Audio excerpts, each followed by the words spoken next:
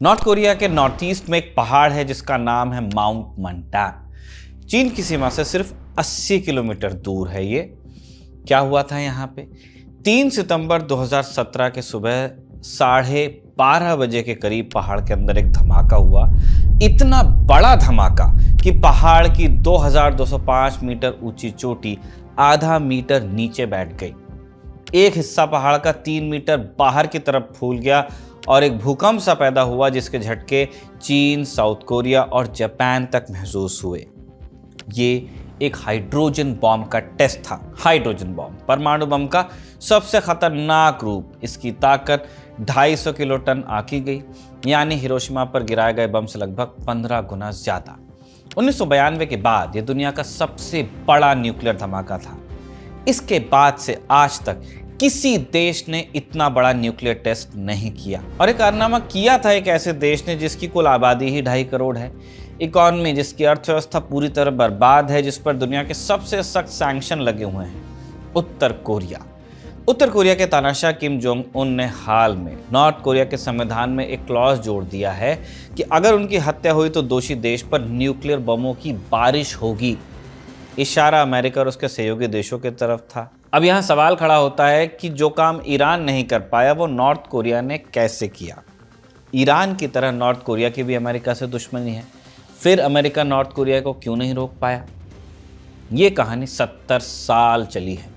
इसमें एक ऐसा युद्ध है जिसमें कोरिया की 1/4 आबादी मारी गई, एक रूसी रिएक्टर है, एक पाकिस्तानी मेटलर्जिस्ट है जो दुनिया का सबसे बड़ा न्यूक्लियर स्मगलर बना, एक डील है और एक नौजवान डिक्टेटर है जिसने 30 साल का होने से पहले अपने दादा और अपने बाप का सपना पूरा कर दिया।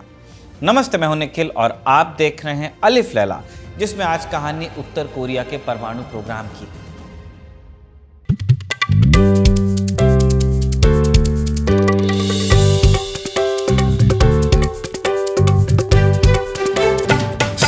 उन्नीस 1950 के दशक की ये बात है। कोरिया युद्ध के दौरान अमेरिका ने एक धमकी दी थी कि अगर ये जल्दी सब खत्म नहीं हुआ तो न्यूक्लियर बम गिरा दूंगा। ये धमकी खोखली नहीं लगी किसी को, क्योंकि हिरोशिमा और नागासाकी की यादें ताज़ा थी। तब उनके जख्म हरे थे, जो लोग बच गए थे जलने के बाद भी। युद्ध के बाद अमेरिका ने अपने टैक्टिकल न्यूक्लियर वेपन्स जो थे साउथ कोरिया की ज़मीन पर तैनात भी कर दिए।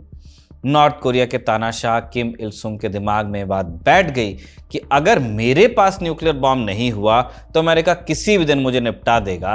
और यहीं से नींव पड़ी नॉर्थ कोरिया के न्यूक्लियर प्रोग्राम की। न्यूक्लियर बॉम्ब बनाने के लिए 3 चीजें चाहिए थी। पहली, साइंटिस्ट और इंजीनियर्स, ह्यूमन रिसोर्स। दूसरी, प्लूटोनियम या एनरिच्ड यूरेनियम।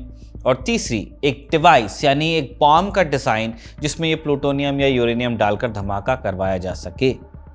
1953 में किम इल सुंग के पास इन तीनों में से कुछ नहीं था, लेकिन एक चीज थी, सोवियत यूनियन का साथ। कुछ साल बाद 1959 में सोवियत यूनियन ने नॉर्थ कोरिया से फिर एक डील की। एक छोटा रिसर्च रिएक्टर दिया जाएगा, ये तय हुआ नॉर्थ कोरिया को, जिसका नाम था IRT-2000। कहाँ लगा रिएक्टर? नॉर्थ कोरिया की राजधानी प्योंगयांग से 90 किलोमीटर उत्तर में एक छोटे से शहर के पास, जिसका नाम था योंगब्योन। 1960 के दशक में IRT-2000 चालू होता है। छोटा रिएक्टर था, इससे ना तो ज़्यादा प्लूटोनियम बन सकता था और न ही ज़्यादा एनर्जी। न्यूक्लियर हथियार लायक प्लूटोनियम बनाने के लिए नॉर्थ कोरिया के वैज्ञानिकों ने ब्रिटेन का मॉडल स्टडी किया। ब्रिटेन का एक रिएक्टर था जिसका नाम था कैल्डर हॉल। ये दुनिया का पहला कमर्शियल न्यूक्लियर पावर स्टेशन था, लेकिन इसी डिजाइन के रिएक्टर से ब्रिटेन ने अपने पहले एटॉमिक बॉम्ब के लिए प्लूटोनियम भी हासिल किया था। और इसके जो डिटेल ब्लूप्रिंट्स थे ब्रिटेन ने 1950 के दशक में डिक्लासिफाई कर दिए थे। नॉर्थ कोरिया के साइंटिस्ट ने इन्हीं ब्लूप्रिंट्स के आधार पर अपना रिएक्टर डिजाइन किया।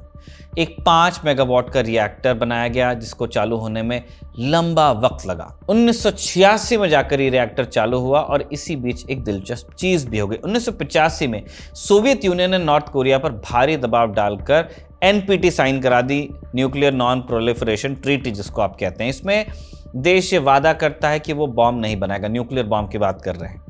किम इल सुंग ने NPT साइन की और साथ ही 5 मेगावाट का रिएक्टर प्लूटोनियम बनाने के लिए लगाते भी रहे। इस रिएक्टर की असलियत 1988 में सामने आई जब एक अमेरिकी सैटेलाइट ने योंगब्योन में एक नई बिल्डिंग देखी। CIA ने जब उन पिक्चर्स को एनालाइज किया तो ये एक रीप्रोसेसिंग फैसिलिटी नजर आई। अब ये क्या है? होता यह है कि जब किसी न्यूक्लियर रिएक्टर में न्यूक्लियर रिएक्शन होता है तो यूरेनियम धातु प्लूटोनियम में बदलती है, लेकिन बहुत ही थोड़ा हिस्सा होता है ये, क्योंकि बहुत ही कम यूरेनियम इस्तेमाल भी होता है। तो अब ये जो थोड़ा सा प्लूटोनियम है उसको अलग करने के लिए एक केमिकल प्रोसेस आपको चाहिए, और यही है न्यूक्लियर साइंस की भाषा में रीप्रोसेसिंग। जब कोई देश रीप्रोसेसिंग फैसिलिटी बना लेता है तो एक ही उसके लिए वजह होती है प्लूटोनियम निकालना, और प्लूटोनियम निकालने की अक्सर एक ही वजह होती है बॉम्ब बनाना। अमेरिका को 1988 में समझ में आ गया था कि नॉर्थ कोरिया का इरादा क्या है।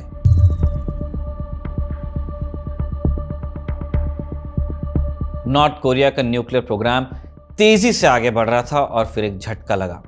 1991 में सोवियत यूनियन का विघटन हो जाता है, टूट जाता है वो।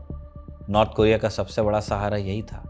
अब अमेरिका को लगता है कि डेस्परेशन में नॉर्थ कोरिया न्यूक्लियर बॉम्ब बनाने की जल्दी करेगा, लिहाजा 1994 में दोनों देशों के बीच एक डील होती है। शर्त यह होती है कि नॉर्थ कोरिया प्लूटोनियम बनाना बंद करेगा, बदले में अमेरिका, साउथ कोरिया और जापान मिलकर ये तीन देश नॉर्थ कोरिया को 2 लाइट वाटर रिएक्टर बनाकर देंगे। ऐसे रिएक्टर होते हैं जिनसे बॉम्ब लाइक प्लूटोनियम निकालना बहुत मुश्किल होता है, बिजली ही बन सकती है, सिविलियन यूज के लिए होता है। इस डील में यह भी तय हुआ कि नॉर्थ कोरिया को इस बीच मुफ्त हैवी फ्यूल ऑयल भी मिलेगा। हैवी फ्यूल ऑयल या HFO जो कहते हैं, क्रूड ऑयल से जब आप पेट्रोल, डीजल, केरोसिन निकाल लेते हैं तो जो बचता है रेसिड्यू काला और गाढ़ा होता है, ये खूब डामर से एक ही स्टेज ऊपर, बहुत सस्ता होता है, और इसका इस्तेमाल ज़्यादातर बड़े समुद्री जहाज़ों के इंजन्स को चलाने में या पावर प्लांट्स में बिजली बनाने के लिए किया जाता है। पावर प्लांट्स में तो बहुत ही कम, लेकिन जो मरीन इंजन्स होते हैं, जो बड़े बड़े शिप्स आप चलते हुए देख रहे हैं, उनमें ये खूब इस्तेमाल होता है, या फैक्ट्रीज में जो छोटे पावर प्लांट्स होते हैं उनमें।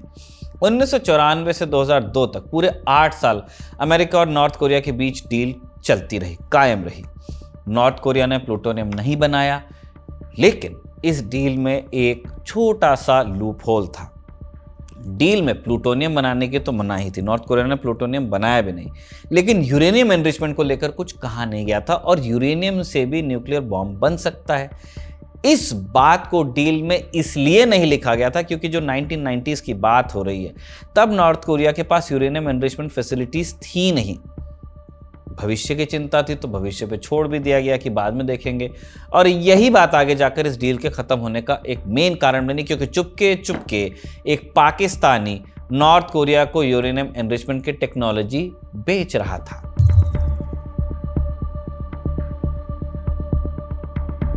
अब्दुल कादिर खान पाकिस्तान के एटॉमिक बॉम्ब के ये फादर थे, पाकिस्तान के हिसाब से नेशनल हीरो, लेकिन बाकी दुनिया के लिए वो कुछ और ही हैं, इतिहास के सबसे कुख्यात न्यूक्लियर स्मगलर। AQ खान ने कैसे पाकिस्तान के लिए न्यूक्लियर बॉम्ब बनाया, हम अलिफ लैला के एक दूसरे एपिसोड में आपको कहानी सुना चुके हैं, वहां पे भी इधर उधर से लाके ही किया है, उसका लिंक आपको डिस्क्रिप्शन में दे रहे हैं। आप अभी के लिए समझिए कि बम बनाने के बाद, अपना पाकिस्तानी बम बनाने के बाद अब्दुल कादिर खान ने इस टेक्नोलॉजी की स्मगलिंग शुरू की। पाकिस्तान का कहना है कि ये खान ने खुद किया था, लेकिन दुनिया इसे नहीं मानती कि बिना सरकार के आशीर्वाद के कैसे हुआ होगा। खैर, खान ने एक नेटवर्क बनाया, इसमें यूरोप के दलाल थे, मलेशिया की एक फैक्ट्री थी, दुबई की ट्रेडर से, इन सब को मिलाकर एक सप्लाई चेन बनी, और ये सब मिलकर न्यूक्लियर बॉम्ब के डिज़ाइन बेचते थे, पार्ट्स बेचते थे, कभी कभी पूरी सेंट्रीफ्यूज बेचते थे असेंबली के साथ, जो कि यूरेनियम एनरिचमेंट के काम आती है, जो रखने के लिए ईरान पर हमला हुआ है। 3 कस्टमर्स थे, Iran, Libya, north Korea. Iran आज तक बम बना नहीं पाया है, लीबिया को 2003 में अपना प्रोग्राम बंद करना पड़ा। नॉर्थ कोरिया अकेला देश है जिसने उसकी जो न्यूक्लियर टेक्नोलॉजी उसने स्मगल करके पाई खान से, उससे एक असली बम बनाया। अच्छा, खान का नॉर्थ कोरिया से रिश्ता कैसे हुआ? बात यह थी कि 1990 के दशक में पाकिस्तान को चाहिए थी लंबी दूरी की मिसाइल्स। उन्होंने अपने बॉम्ब पर तो काफ़ी प्रोग्रेस कर ली थी, डिलीवरी प्लेटफॉर्म नहीं था। अब हिंदुस्तान ने तो बनाया था integrated missile development programme doctor Kalam के नेतृत्व में, और इंडिया का मिसाइल प्रोग्राम बहुत बढ़िया काम भी किया। तो भारत से मुकाबले के लिए पाकिस्तान हो रहा था नर्वस कि हमको मिसाइल्स चाहिए, और उस ज़माने में नॉर्थ कोरिया के पास अच्छी अच्छी मिसाइल्स थी जो कि उन्होंने सोवियत हेल्प से बनाई थी, नोडोंग कहते थे इन्हें।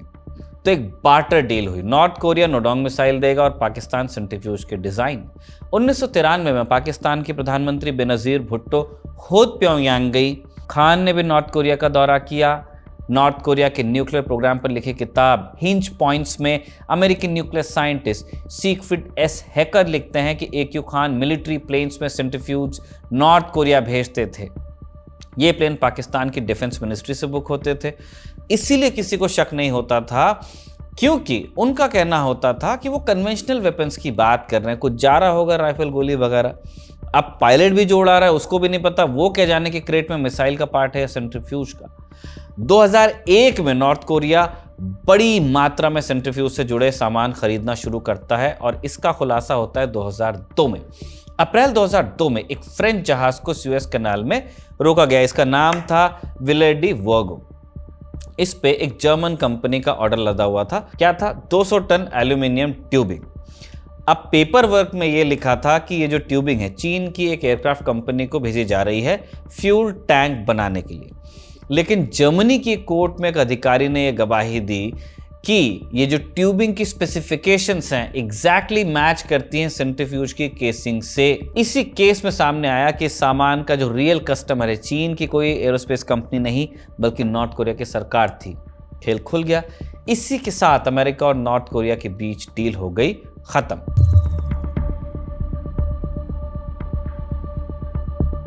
दो 2002 में अमेरिका से डील टूट गई तो नॉर्थ कोरिया ने कुछ बढ़िया कदम उठाए। फिर क्या किया? अब डील से आप बाहर आ चुके हो, खेल खुल गया है, तो खुला खेल फर्रुखाबादी। IAEA इंस्पेक्टर्स को उन्होंने इकट्ठा किया जो दुनिया भर से वहाँ पे थे देखने के लिए उनके न्यूक्लियर प्रोग्राम पर। वॉचडॉग की तरफ से इनको ये प्योंगयांग के एयरपोर्ट पर ले गए और उन्होंने कहा कि जाओ। योंगबियोन में जो उनके पास 5 मेगावाट का रिएक्टर था जहाँ से प्लूटोनियम बन सकता था, उन्होंने उसके दरवाजे पर जो सील लगी थी तोड़ी, रिएक्टर को चालू किया। अमेरिका ने हैवी फ्यूल ऑयल की सप्लाई रोक दी, लेकिन उनको क्या फर्क पड़ता है।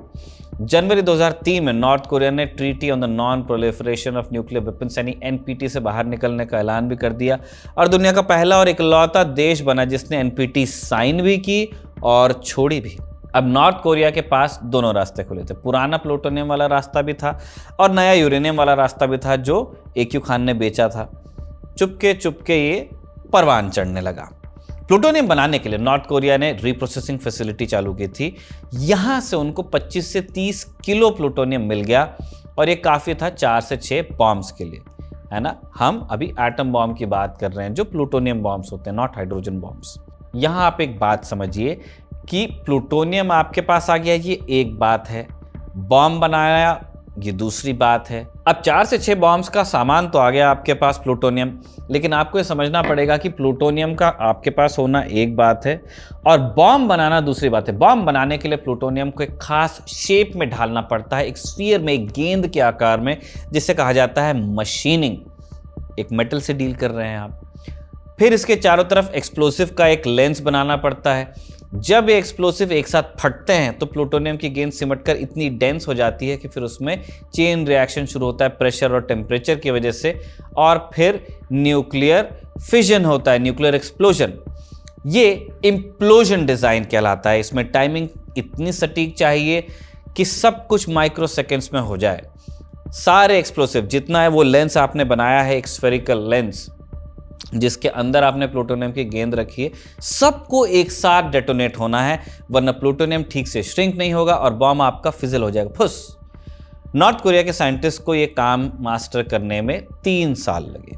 इस बीच एक और इंटरेस्टिंग चीज हुई। जनवरी 2004 में स्टैनफोर्ड यूनिवर्सिटी के प्रोफेसर सिगफ्रिड हैकर, जिनकी किताब को भी हम कोट कर रहे हैं, जो लॉस एलमोस के न्यूक्लियर लैब के डायरेक्टर रह चुके थे, इनको नॉर्थ कोरिया में इन्वाइट किया गया कि आइए आप योंगबियोन देख के जाइए क्या कर रहे हैं। अब ये पहली बार था जब किसी अमेरिकी साइंटिस्ट को योंगबियोन दिखाया जा रहा था, तो हैकर के साथ एक छोटी सी टीम भी गई। योंगबियोन में उन्हें रिएक्टर दिखाया गया, इस्तेमाल किया गया फ्यूल दिखाया गया जहां पहले से रॉड्स रखे थे, रीप्रोसेसिंग फैसिलिटी दिखाई गई और फिर उनको एक कमरे में ले गए। इस कमरे में एक टेबल पर एक लकड़ी का बॉक्स रखा हुआ था। न्यूक्लियर साइंटिस्ट ने फिर बॉक्स खोला और अंदर 2 ग्लास जार दिखे जिसमें जैम रखते हैं, वैसे स्क्रू वाले ढक्कन जैसे। एक जार में काले रंग का पाउडर था और दूसरे में चमकीले मेटल का एक टुकड़ा था। हैकर को बताया गया कि एक जार में प्लूटोनियम ऑक्साइड है पाउडर फॉर्म में और दूसरा टुकड़ा प्लूटोनियम मेटल है, जिससे आप बॉम्ब के लिए स्फीयर बना सकते हो। अब हैकर के पास उस वक्त कोई इंस्ट्रूमेंट तो नहीं था कि जो बता रहे हैं वो वेरीफाई मैं कैसे करूं, लेकिन एक तरीका उनके पास था। प्लूटोनियम की एक खास प्रॉपर्टी है, वो हल्का गर्म होता है अपनी रेडियो एक्टिविटी की वजह से, क्योंकि डीके हो रहा है। हैकर ने पूछा कि क्या मैं इस जार को टच कर सकता हूं। नॉर्थ कोरियन साइंटिस्ट ने एक ऑरेंज प्लास्टिक ग्लव उनको दिया। हैकर ने जार पकड़ा, उनको महसूस हुआ कि हल्की गर्माहट थी। उस जार का वजन भी बहुत था। प्लूटोनियम चूंकि बहुत भारी धातु है, लेट से 1.5 गुना ज्यादा, इसलिए हैकर उठाकर देखना चाहते थे। तो उनके दिमाग में बात पक्की हो गई, ये हो ना हो प्लूटोनियम ही है। लॉस एलमोस वापस आकर हैकर ने अपनी टीम के साथ सिमुलेशंस किए, हर डिटेल चेक की, वजन, गर्मी, कलर सब मैच कर रहा था और यहां से पक्का हुआ कि नॉर्थ कोरिया के पास वेपन ग्रेड प्लूटोनियम था। लेकिन क्या वो बॉम्ब में बदला जा सकता था? हैकर को इस बात पर शक था। उन्होंने अपनी रिपोर्ट में लिखा कि यंगबियोन के साइंटिस्ट प्लूटोनियम बनाना जानते हैं, लेकिन इसे बॉम्ब में ढालना एक अलग स्किल है, उसके लिए मशीनिंग चाहिए, इसके लिए दूसरी फैसिलिटी चाहिए, दूसरे तरह के एक्सपर्ट्स भी। अब हैकर की ये सोच, ये दावा गलत साबित हुआ। 2 साल बाद महज एक तारीख आती है, 9 अक्टूबर 2006 सुबह 10:30 बजे 10:35 अमेरिका और साउथ कोरिया के सीस्मोग्राफ पर अचानक एक झटका दर्ज होता है। नॉर्थ कोरिया के एक छोटे से गांव के पास, जिसका नाम था पंगेरी, उत्तर पूर्व के पहाड़ी इलाके में था। अब न्यूक्लियर टेस्ट साइट के तौर पर यह पहाड़ बिल्कुल ही नया नहीं था। यहाँ 1990 के दशक से ही टनलिंग चल रही थी और अमेरिकी सैटेलाइट्स इसे साल भर से देख भी रहे थे। पहले से उनको अंदाजा था कि कुछ होगा, लेकिन कब होगा ये उनको नहीं पता था। ये नॉर्थ कोरिया का पहला न्यूक्लियर टेस्ट था, लेकिन कुछ अजीब हुआ। टेस्ट का जो धमाका था वो छोटा ही था कंपैरेटिवली। सीस्मिक सिग्नल से अंदाजा लगाया गया कि ये सिर्फ 1 किलोटन का था। तुलना के लिए आपको बता दें कि हिरोशिमा में जो ब्लास्ट हुआ था वो 15 किलोटन का था। बाद में मालूम चला कि नॉर्थ कोरिया ने बॉम्ब को 4 किलोटन का डिजाइन किया था, लेकिन वो सिर्फ 1 किलोटन की ऊर्जा से ही फट पाया, यानी 1/4। तो ये पार्शियल फेलियर था। साइंटिफिक भाषा में इसे फिजल कहते हैं, यानी एक धमाका जो फुस हुआ हो, पूरी ताकत से नहीं हो पाया। क्या इन्फ्रेंस निकाला गया कि जो इम्प्लोजन डिजाइन है उसमें कोई टाइमिंग इशू हुआ होगा। सारे एक्सप्लोसिव जो कन्वेंशनल एक्सप्लोसिव्स होते हैं एक साथ नहीं फट पाए होंगे, इसलिए प्लूटोनियम ठीक से श्रिंक नहीं हुआ। लेकिन एक बहुत इंपॉर्टेंट चीज हो गई, चेन रिएक्शन शुरू हुआ, इसलिए कुछ धमाका तो हुआ, लेकिन वो पूरी ताकत का नहीं था। 1 महीने में ये टेस्ट सक्सेसफुल हो गया था। नॉर्थ कोरिया अब ऑफिशियली एक न्यूक्लियर पावर था, भले ही लोग माने नहीं, भले ही उसे अधूरा कहें। यूएन सिक्योरिटी काउंसिल ने तुरंत एक रेजोल्यूशन पास किया जिसका नंबर है 1718। नॉर्थ कोरिया पर सैंक्शंस की ये नींव बना है। इस सैंक्शन से देश को आर्थिक नुकसान हुआ, लेकिन न्यूक्लियर बॉम्ब ने नॉर्थ कोरिया के तानाशाही रेजिम की सिक्योरिटी इंश्योर कर दी।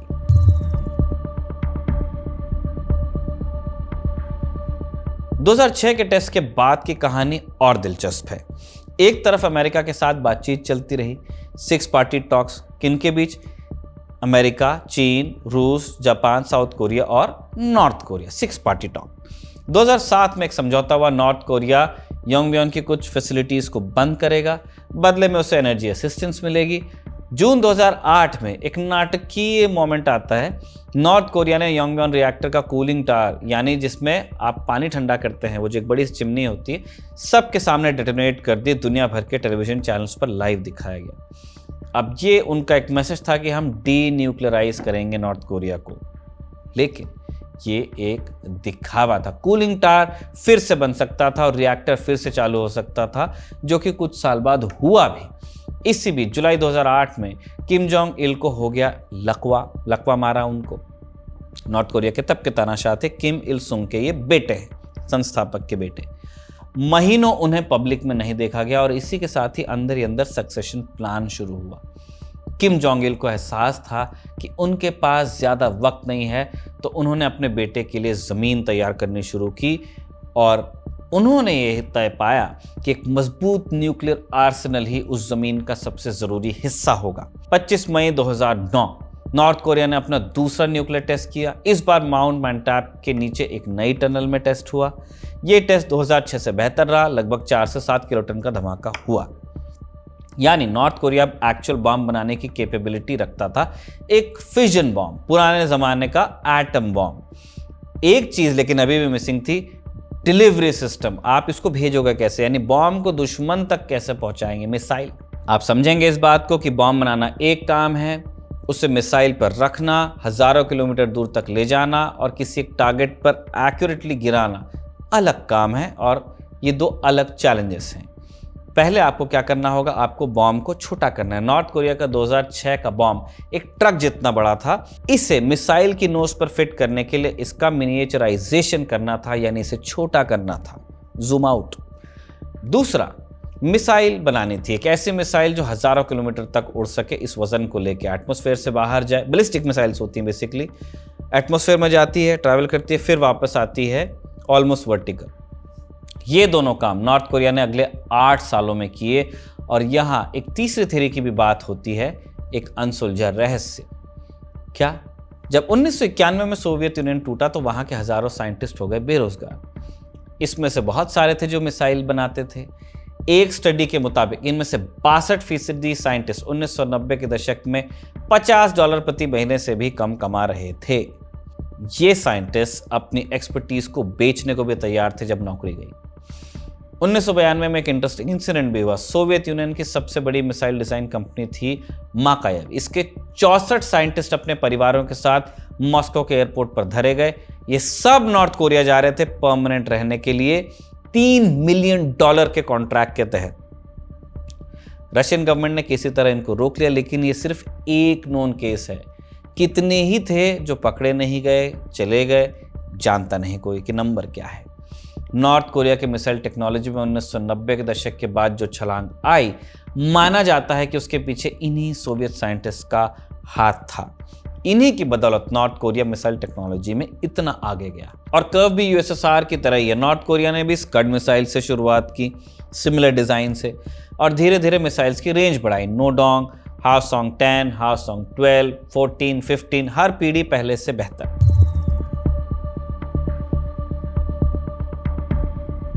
दिसंबर 2011 में किम जोंग इल की मौत हो गई और उनके जाने के बाद सबसे छोटा बेटा किम जोंग उन नया तानाशाह बना, 27 साल का लड़का।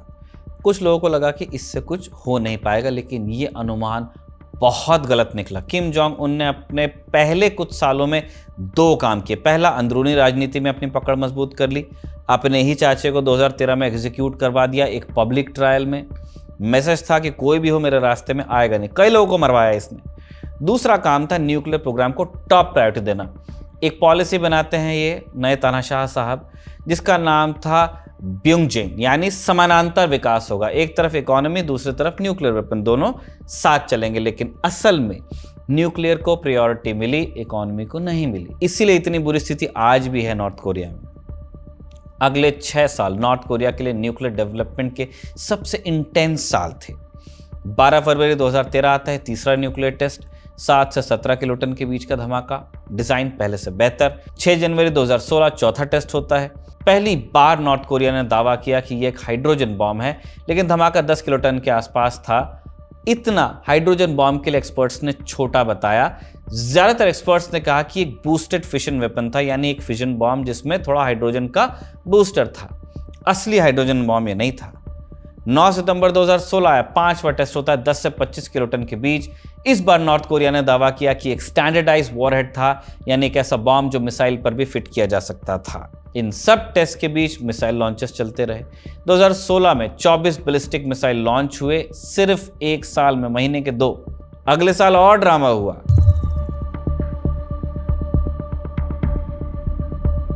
जनवरी 2017 में डोनाल्ड ट्रंप अमेरिका के राष्ट्रपति बनते हैं। एक ट्वीट करते हैं वो, ट्विटर, उस टाइम ट्विटर ही नाम था। क्या लिखते हैं? नॉर्थ कोरिया आईसीबीएम बनाना चाहता है, लेकिन ऐसा होगा नहीं, इट वोंट हैपन। आईसीबीएम क्या होते हैं? Intercontinental ballistic missiles. बड़ी मिसाइल्स होती हैं जो एक महादेश से दूसरे महादेश जा सकती हैं।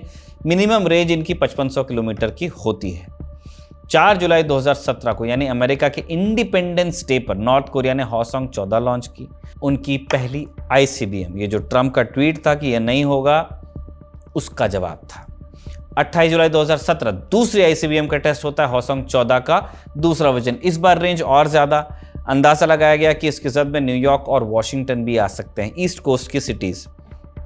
29 अगस्त 2017 नॉर्थ कोरिया एक मिसाइल जापान के ऊपर से उड़ाता है, हॉसोंग 12।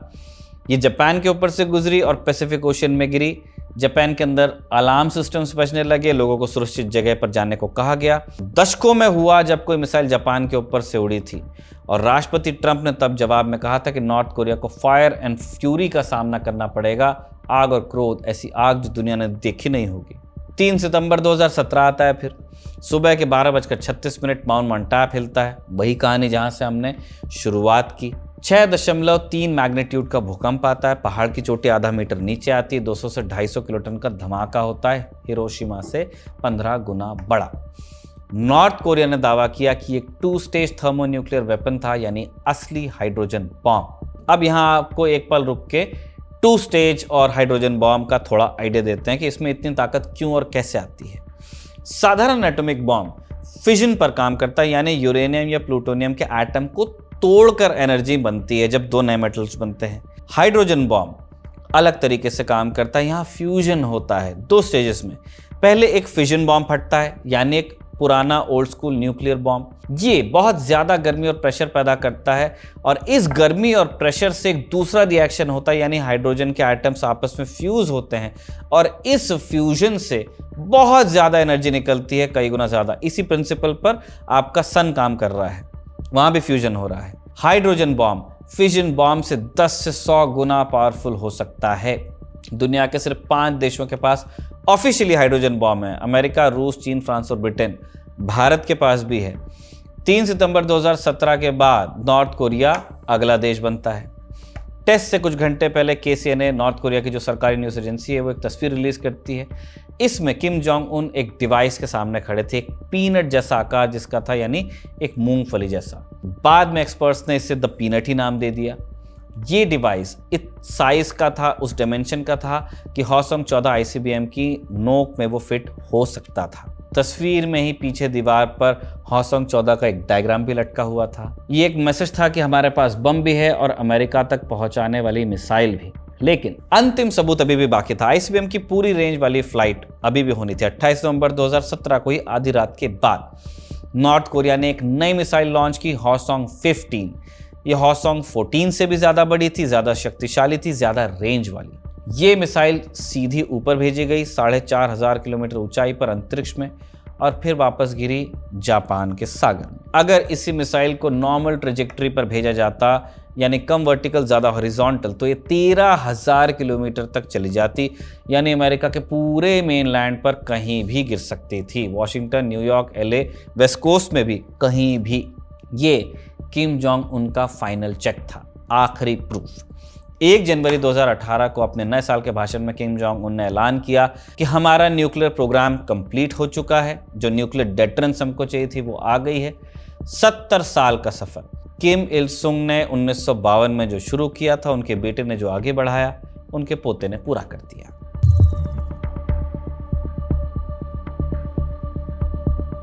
अब हम उस सवाल पर लौटते हैं कि पूरी दुनिया के सबसे ताकतवर देश, सबसे सोफिस्टिकेटेड इंटेलिजेंस एजेंसीज, सब मिलकर भी एक गरीब अलग थलग देश को बॉम्ब बनाने से क्यों नहीं रोक पाए?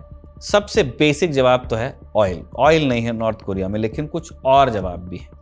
पहला जवाब है कि नॉर्थ कोरिया का इरादा कभी डगमगाया नहीं। किम इल सुंग से लेकर किम उन जुंग तक 3 पीढ़ियों के तानाशाहों ने एक ही बात मानी।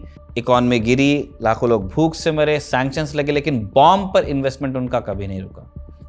दूसरा, अमेरिका की पॉलिसी भी चेंज होती रही। क्लिंटन ने डील की, बुश ने डील तोड़ी, ओबामा ने इग्नोर किया, ट्रंप ने पहले गाली दी, फिर मिलने गए। हर 4 या 8 साल में अमेरिका की अप्रोच बदलती है। नॉर्थ कोरिया की रणनीति लेकिन कभी नहीं बदलती फॉर 3 जनरेशंस। तीसरा, AQ खान का नेटवर्क। अगर AQ खान नहीं होते तो नॉर्थ कोरिया यूरेनियम वाले रास्ते पर इतनी स्पीड से आगे नहीं बढ़ पाता। एक देश की नीयत, एक आदमी का लालच और इंटरनेशनल सिस्टम की कमजोरी, इन तीनों ने मिलकर न्यूक्लियर टेक्नोलॉजी को फैला दिया ऐसी जगह पे जहां वो नहीं पहुंचनी चाहिए थी। चौथा कारण है चाइना का डबल रोल। एक तरफ चाइना UN में सैंक्शंस के लिए वोट करता है, दूसरी तरफ नॉर्थ कोरिया का सबसे बड़ा ट्रेडिंग पार्टनर भी है। नॉर्थ कोरिया का 90% से ज्यादा ट्रेड चाइना से होता है। बिना चाइना के सपोर्ट के नॉर्थ कोरिया एक हफ्ते नहीं चल सकता। पांचवा कारण ओपन सोर्स इंफॉर्मेशन है। आज दुनिया में न्यूक्लियर टेक्नोलॉजी से जुड़ी बहुत सारी जानकारी हर किसी को एक्सेसिबल है।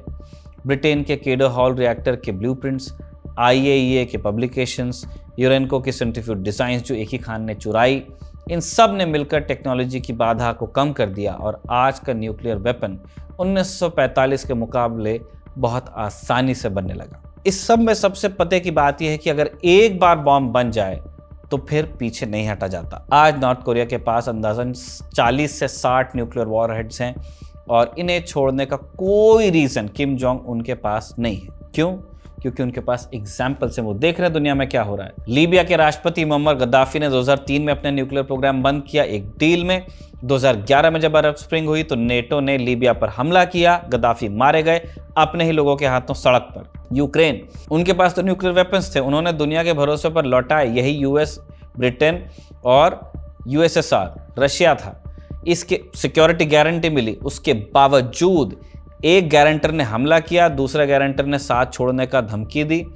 अभी आप देखिए यूक्रेन के क्या हाल है। फिर ईरान, उसके साथ क्या हो रहा है। तो इससे क्या पता चला है कि संप्रभुता का, सोवरेनिटी का एक ही रक्षक है न्यूक्लियर बॉम्ब। ये सबक नॉर्थ कोरिया ने सीख लिया है कि बॉम्ब देने का मतलब, सरेंडर करने का मतलब है अपनी जान देने के लिए तैयार होना। इसलिए जब आप कोई पूछता है कि क्या किम जोंग उन सारे बॉम्ब्स को कभी छोड़ेंगे, तो इसका सिंपल जवाब है नहीं। 70 साल की मेहनत, लाखों लोगों की भूखमरी की कीमत, 3 पीढ़ियों का जुनून, एक हाइड्रोजन बॉम्ब और एक आईसीबीएम जो किसी भी अमेरिकन शहर तक पहुंच सकती है, सब एक मकसद के लिए था, तानाशाही रिजीम को जिंदा रखना। जब तक बॉम्ब रहेगा नॉर्थ कोरिया के रिजीम को कोई बाहरी खतरा नहीं है। इसी नोट पर अलिफ लैला के इस एपिसोड को हम कंक्लूड करते हैं। इसे कमल ने लिखा और सर्वेश ने रिकॉर्ड किया। आप देखते रहिए खबरगांव।